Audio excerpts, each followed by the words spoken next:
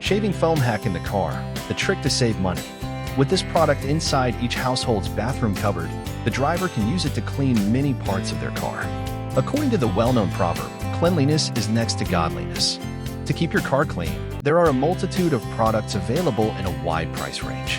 However, car care can also be done inexpensively with household cleaning products, even with some cosmetics and personal hygiene items stored in our bathroom cupboard.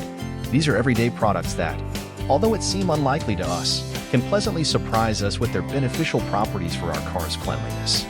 These products include the well-known shaving foam. As it turns out, it's much more than just a means of improving the movement of the razor in the epidermis and protecting the skin from razor burns.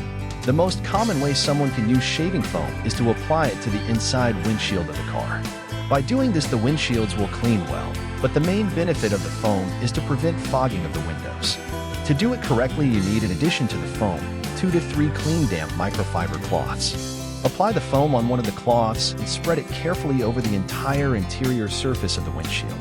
After 2 to 3 minutes, use the clean cloths to remove the foam.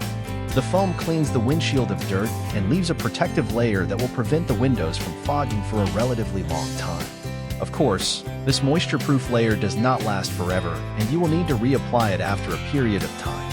Shaving foam can be used in the same way to clean hard textured surfaces in the car cabin. Apply the foam using a cloth, leave it for a couple of minutes, and then with the help of a soft toothbrush, lightly rub the surface.